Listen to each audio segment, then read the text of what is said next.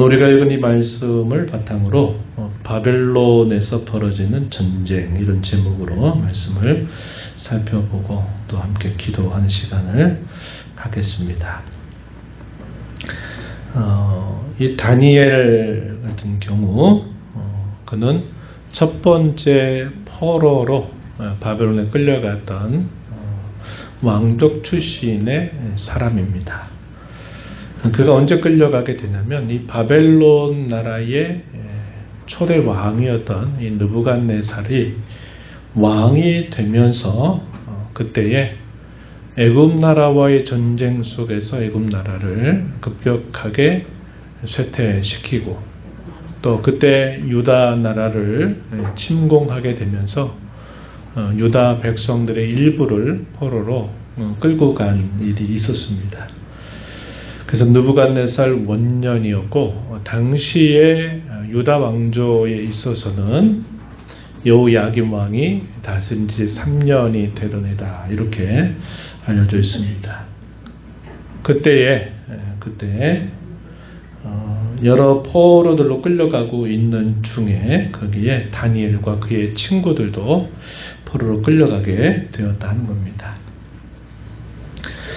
그러한 내용들을 통해서 당시에 이 바벨론 제국이 과거에도 있었지만 또 이렇게 애굽 나라를 쇠퇴시키고 또 유다 나라를 침공해서 포로로 끌고 가는 일들을 통해 이 바벨론의 세력이 다시 대단히 급부상하게 되는 일이 있습니다. 그래서 우리가 이 바벨론 제국에 대해서는 처음 그때 생겨난 나라가 아니기 때문에 신바벨론 제국이다, 이렇게 부르고 있다는 겁니다. 그래서 우리가 그 바벨론 나라가 유다 나라를 쳐서 포로로 끌고 갔다는 면에서 이 바벨론 나라가 강력한 그 권세와 위력을 발휘하게 되었다는 사실을 보게 되고, 이것을 계기로 해서 바벨론 제국은 계속 더 강해집니다. 강해져서 주변에 있는 나라들을 정복하고 복속하게 되는 일들이 계속 있게 된 겁니다. 그래서 어쨌거나 당시 유다 나라는 이러한 일로 인해서 많이 기울어지기 시작했고, 또 바벨론 나라에 끌려갔던 이 포로민들도 그들이 드는 생각은 우리나라가 대단히 힘이 약해서 이 나라에 결국 이렇게 항복할 수밖에 없었고, 이 나라가 원하는 대로 결국 우리는 이곳에 끌려올 수밖에 없었다는 이런 생각을 할 수 있습니다. 그래서 눈에 보이는 그런 전쟁의 내용으로서는 바벨론 나라에게 큰 패배를 당했다, 역사적으로는 이렇게 우리가 볼 수 있는 부분이 되겠습니다. 그러나 이것이 끝은 아니었다고 하는 겁니다. 이 바벨론 제국으로 끌려가 있는 중에 또 계속적인 전쟁이 벌어져요. 그래서 제가 이것을 보이지 않는 전쟁이다, 이렇게 이름을 붙여봅니다. 바벨론 제국에 끌려갔었던 그 포로들과 이 바벨론의 권세 사이에서 한 번의 전쟁이 치러지게 된다 하는 겁니다. 이 내용이 우리가 잘 알고 있는 이야기 첫 번째, 다니엘의 첫 번째 이야기입니다. 그것이 어떤 내용입니까? 당시에 이 느부갓네살이 바벨론의 왕이 되면서 이 느부갓네살이 펼쳤던 정책은 여러 민족들을 복속시키면서 노예로 삼는 게 아니라 이 민족들 가운데 뛰어난 사람들을, 그들을 교육하고 그들의 정신과 그들의 세계를 바꾸어서 이 바벨론의 총명한 인재로 등용하겠다는 생각을 한 겁니다. 그래서 다민족 융화 정책을 펼치게 되는 거였어요. 그래서 그 특별한 대상들 가운데서 다니엘과 그의 세 친구들이 포함이 되어 있다 하는 것입니다. 다니엘서 1장 4절 하반절 5절 말씀에 보면은 분명한 목적이 소개되고 있어요. 4절 하반절에 보면 이렇게 말합니다. 왕궁에 설만한 소년을 데려오게 하였고 그들에게 갈대아 사람이 학문과 언어를 가르치게 하였고, 왕궁에 설만한 소년, 바벨론 왕궁의 포로민이라 할지라도 그 앞에 사람들을 세우려고 하는 겁니다. 이 당시로서는 굉장히 혁명적인 정책을 펼친 거죠. 포로민들이라도 상관없다. 그들이라도 왕 앞에 설 수 있는 자격을 부여하고, 대신 어떻게 했느냐, 갈대아 사람이 학문과 언어를 가르치게 한 겁니다. 바벨론이라고 하는 나라는 당시 고대 세계에서부터 이 바벨론에서는 이런 수리학이라든지 천문학이나 이러한 것에 대한 많은 학문적인 발전을 아주 일찍부터 이루었던 제국입니다. 그래서 천문학이라든지 또 수학이라든지 또 이런 것들에 있어서 대단히 많은 발전을 가져왔던 나라죠. 그래서 이 갈대아 사람들이 자신들의 학문과 언어를 가르쳐서 그들의 정신과 그들의 사고를 갈대아 사람답게 만들려고 한 것이죠. 그리고 또 특별한 특권을 줬습니다. 5절에 보면 왕이 지정하여 그들에게 왕의 음식과 그가 마시는 포도주에서 날마다 쓸 것을 주어 3년을 기르게 했어요. 그리고 3년이 지나고 난 다음에 왕의 앞에 서게 한 겁니다. 왕이 봤을 때 그 민족 출신이 그 바벨론 제국 사람이 아니라 하더라도 왕이 봤을 때 이 사람은 우리 왕궁에 관직을 맡겨도 되겠다라고 하는 판단이 들면 바로 왕이 그를 등용하고자 했다는 겁니다. 그래서 이러한 정책을 펼쳤다는 거죠. 이런 정책을 펼쳤는데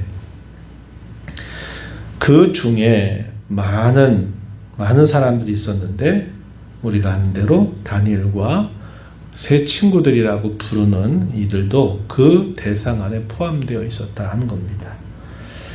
그래서 이러한 일이 있었을 때 이 다니엘 같은 경우에 어떻게 했느냐, 제가 그렇게 표현했어요. 선제 공격을 했다 이렇게 표현했습니다. 갈대아 사람의 학문과 언어를 가르치고 왕이 제공하는 특별한 음식을 먹게 하는 데 있어서 이 다니엘은 어떻게 선제공격을 했느냐, 왕이 제공하는 그런 진미에 관해서는 우리는 먹지 않겠다라고 하는 뜻을 정했다 이렇게 말합니다. 물론 갈대아의 학문과 언어는 열심히 배웠어요. 이것은 괜찮다 생각했지만 왕이 주는 그 음식만큼은 나는 입에 대지 않겠다라는 결정을 내린 겁니다. 그 내용에 보게 되면 8절로 한번 가서 보세요. 다니엘은 뜻을 정하여 왕의 음식과 그가 마시는 포도주로 자기를 더럽히지 아니하리라. 왕이 주는 음식 아무런 생각 없이 받으면 왕에게 있는 대단히 놀라운 호의요 특권이 될 수 있지만 그가 보기에는 그 음식들로 인해서 결국 자신을 더럽히게 될 수밖에 없다라는 판단을 내리고서는 자신은 그 왕이 제공한 음식을 먹지 않겠다 이러한 작정을 했다고 하는 겁니다. 그래서 환관장에게 우리는 왕이 주는 음식을 먹지 않겠다라고 말을 한 겁니다. 그때 하나님께서 어떻게 하셨느냐, 이 다니엘과 그의 친구들에게 하나님이 은혜를 베푸셔요. 그래서 이 환관장의 마음을 움직여서 이 환관장에게 은혜와 긍휼을 얻게 하였다라고 말한 것입니다. 그러나 문제는 뭐가 문제냐, 왕이 제공한 음식을 먹지 않았을 때 왕이 제공 음식을 먹는 사람들과 비교해 봤을 때 이게 어떤 분명한 차이를 드러내게 된다면 이게 문제가 될 수 있기 때문에 이것으로 인해서 이 다니엘이 어떻게 하느냐, 그렇다면 먼저 지시한 겁니다. 열흘 동안 우리는 왕이 제공한 음식을 먹지 않겠습니다. 그리고 10일이 지나고 난 다음에 왕이 제공한 음식을 먹는 다른 사람과 그렇지 않은 우리를 비교해달라는 겁니다. 그래서 그것을 가려낼 것을 부탁을 한 거죠. 이 10일이라고 하는 시간은 어떤 시간입니까? 자신들이 먼저 선제 공격을 한 그런 시간이죠. 이 11일 동안의 말미를 주어서 누가 더 왕 앞에 좋게 보일까 하는 것들을 결정하자고 했다 하는 겁니다. 어떤 결과가 있었을까요? 왕이 주는 음식을 먹는 다른 사람들보다 자신들이 먹지 않겠다고 했던 이들에게 더 건강하고 더 좋은 모습을 보이도록 하나님이 역사하셨다 하는 사실이죠. 채식이 그만큼 좋다 이런 말일까요? 채식을 먹으면 고기 먹고 좋은 음식 먹는 것보다 더 좋다. 우리도 채식을 해야 된다. 이거에 대한 근거 구절이 되는 건 아니죠. 여기서 말하는 것은 하나님 앞에서 자신들이 그 먹는 음식으로 인하여 자기 자신들을 더럽히지 않겠다고 하는 그 뜻을 정하고서 하나님 앞에 간절하게 기도했을 겁니다. 그리고 하나님이 이 문제를 하나님이 해결해 주시기를 간절하게 바랐을 것이에요. 하나님께서 그러한 기도를 들으시고 이들의 이러한 모습을 보시고 하나님이 은혜를 베푸셔서 먹는 음식은 비록 다른 사람에 비해서 부실한 게 사실이지만 결과는 하나님이 더 좋게 해주셨다 하는 것을 보게 되는 겁니다. 그래서 이것이 바벨론에 쫓겨갔던 포로로 끌려갔던 이 다니엘과 그의 친구들과 당시의 이 바벨론의 권력과 힘과 더불어 벌어졌던 첫 번째 전쟁이었다, 싸움이었다 이렇게 정리를 하게 됩니다. 그 전쟁에서 선제 공격을 해서 하나님은 그 싸움에서 이겨내도록 하셨다 하는 겁니다. 우리 조금 전에 불렀던 35장에 주가 일하시네. 어떠한 자에게 주가 일하신다고 고백했습니까? 그분을 신뢰하는 자에게 주께서 일하신다. 그 내용을 우리가 가서로 함께 살펴봤습니다. 이것은 큰 건 아니에요. 그러나 바벨론의 그 당시의 권력과 그 위엄과 그 찬란한 영광에 비했을 때 이 다니엘과 그의 친구들의 모습은 초라하기 그지없는 그런 사람에 불과했습니다. 그렇지만 작지만 그들이 그 영적인 전쟁 혹은 보이지 않는 전쟁에서 승리를 이뤄낸 겁니다. 승리를 이뤄냈다. 우리가 이걸 보게 돼요. 그 다음에 오늘 우리가 있는 2장에 보면 두 번째 전쟁이라고 부르는 것들이 이제 또 펼쳐지기 시작합니다. 느부갓네살이 이제 왕이 된 지 이태라고 했어요. 다음에 두 번째 해에 이 느부갓네살이 한 꿈을 꿉니다. 근데 이 꿈은 보통 꿈이 아니었어요. 예사롭지 않은 꿈이었습니다. 이 꿈 속에서 어떤 일이 펼쳐졌냐면 아주 거대한 하나의 신상이 꿈속에서 나타납니다.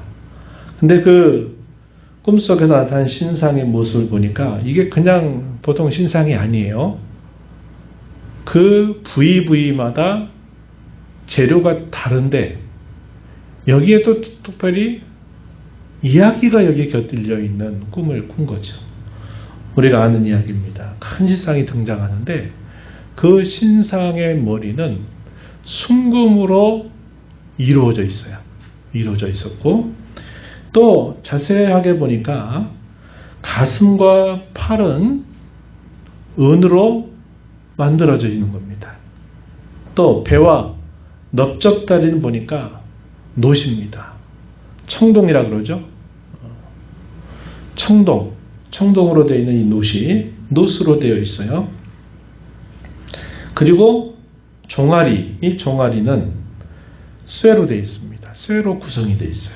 그리고 이 발을 보니까 이 발은 두 가지 종류가 섞여 있는데 하나는 쇠가 있고 또 하나는 진흙으로 되어 있는 모습입니다.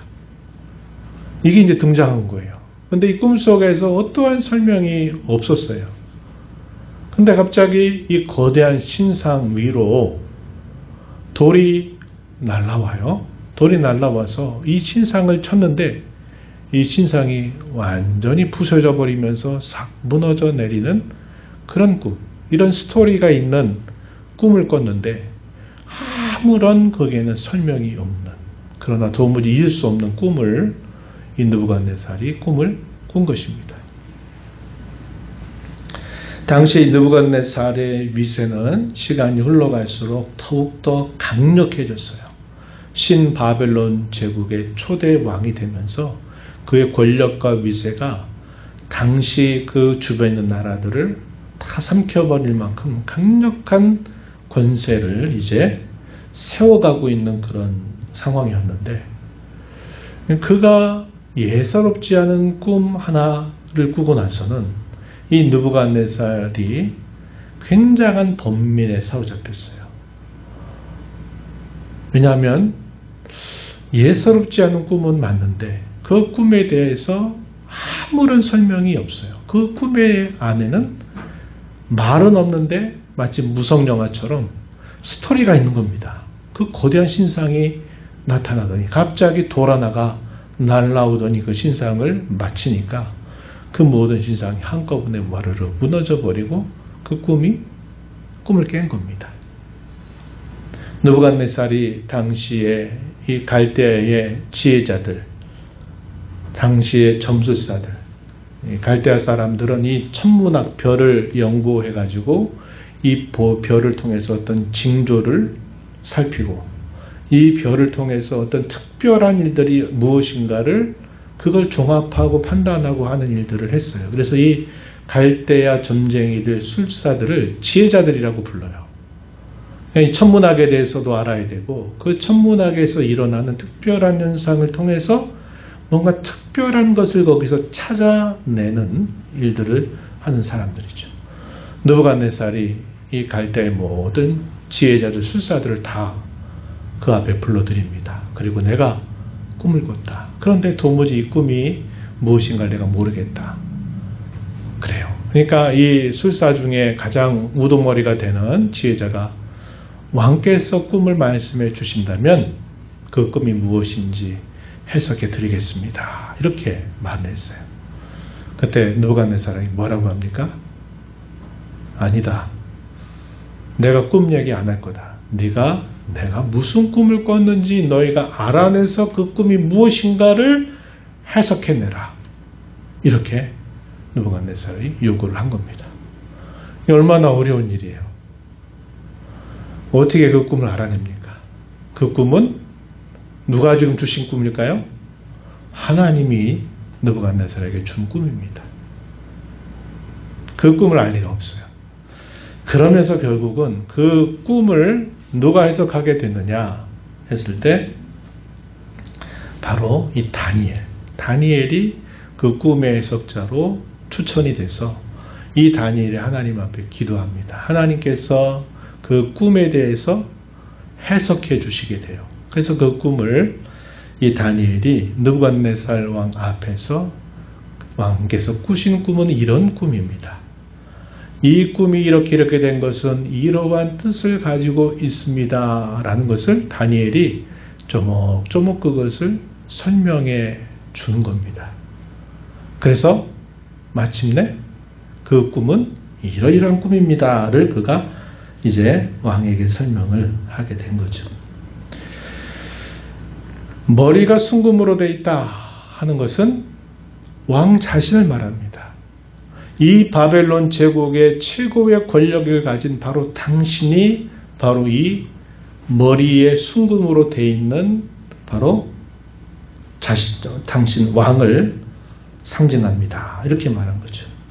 그 왕과 왕이 다스리는 신바벨론 제국을 여기에 표현한 것으로 설명해주고, 가슴과 팔이 은이다 하는 것, 그 다음에 은과 같은 나라가 일어나게 될 것이다 하는 것들을 설명합니다. 근데 왕보다 못하다는 것. 왜? 금과 은을 비교했을 때 금이 더 비싸죠. 더 가치가 높은 것처럼 왕 다음에 일어나는 나라는 이 왕에 비해서 더 못한 나라가 일어나게 될 것이다. 그러면서 쭉 이야기하는데 그 내용들이 결과적으로는 역사적으로 어떻게 이것이 해석이 되냐면 당시의 신바벨론 제국이 이제 망하게 되고 메대와 바사 나라, 고레스 왕이 초대왕이 되죠. 바벨론 제국이 망하게 되면서 고레스 왕이 등장합니다. 그리고 메데바사 나라가 또 시간이 지나고 난 다음에 그 나라가 망해요. 어떤 나라가 등장했어요? 역사적으로 헬라라고 하는 헬라 제국이 등장하게 됩니다.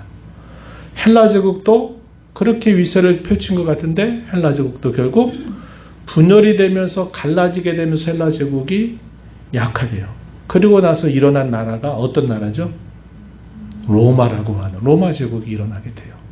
그래서 바벨론 제국, 그 이후에 일어나게 된 메데바사, 그 다음에 그 메데바사 이후에 헬라 제국의 분열과 멸망 이후에 로마 제국이 역사적으로 등장했어요. 근데 마지막에 이런 모든 나라들이 등장하고 났을 때 돌 하나가 슉 날라오더니 이 신상들을 탁 치는 순간 이 신상들이 와르르 무너져 내려버리게 돼요. 이게 결국 뭘 말하는 겁니까? 로마 제국이 다스리는 그때에 이 나라들과 질적으로 다른 한 나라가 세워지게 될 것이다. 이걸 말해준 거예요. 그 내용을 우리가 어디서 확인하느냐? 2장 44절 한번 가서 보세요. 2장 44절.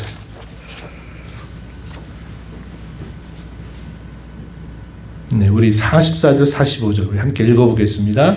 이 여러 왕들의 시대에 하늘의 하나님이 한 나라를 세우시리니 이것은 영원히 망하지도 아니할 것이요 그 국권이 다른 백성에게로 돌아가지도 아니할 것이요 도리어 이 모든 나라를 쳐서 멸망시키고 영원히 설 것이라.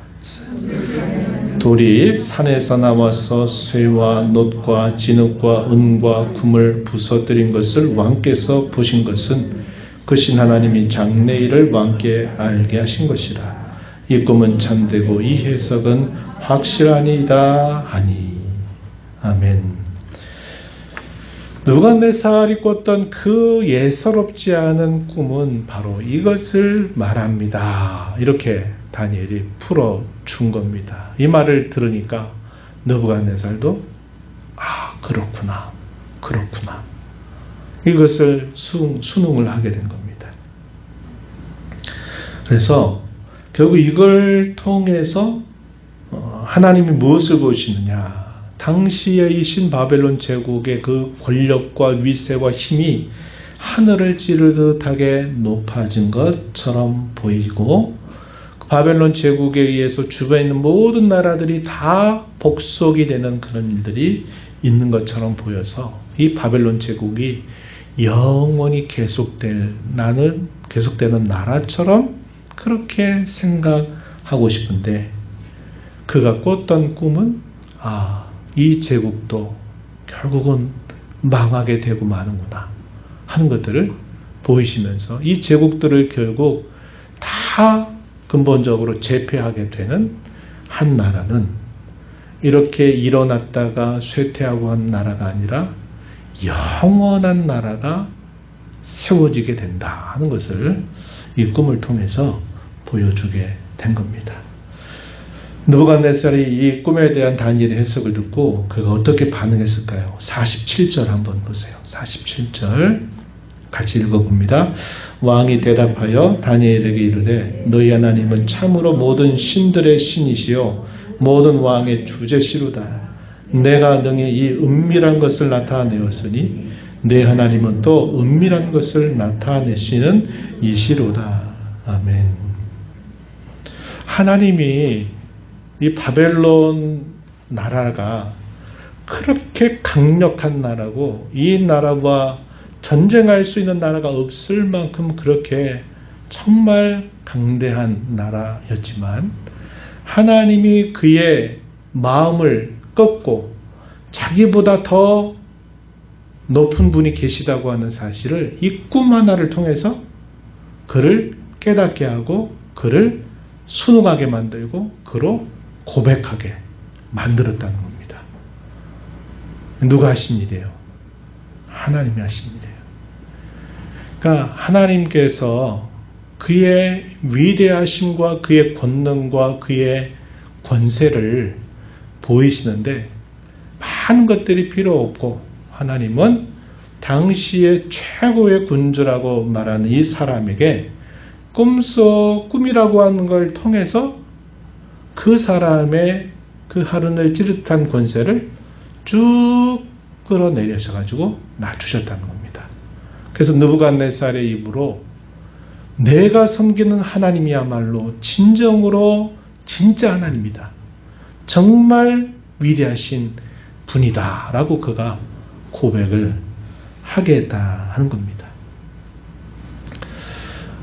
유다 나라는 계속 힘을 잃고 패망이라고 하는 곳으로 계속 달려가고 이제 패망이 눈앞에 닥친 것처럼 보이지만 그러나 포로로 끌려갔던 다니엘과 그의 친구들은 그 패망하게 했던 그 나라의 가장 심장부, 바벨론의 가장 심장부가 어디겠어요? 왕궁 아니겠습니까? 이 왕궁에서 자기가 할 수 있는 싸움을 걸어서 그 싸움에서 이겨냈어요.